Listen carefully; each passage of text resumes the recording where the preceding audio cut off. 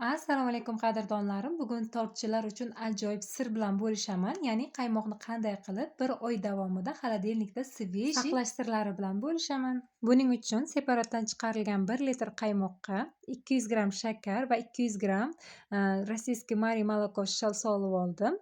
Hamda ikkala masalliqni qo'shib, sekin-sekin aralashtirishni boshlaymiz.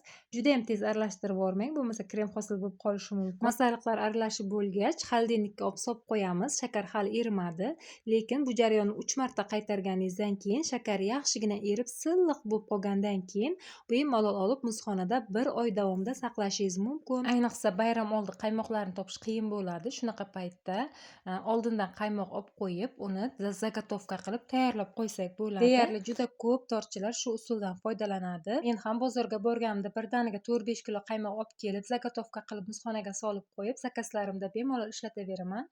Mana zagotovkamiz ham tayyor bo'ldi. Endi esa konteynerimizni qopqog'ini yopib, muzxonaga solib qo'yamiz.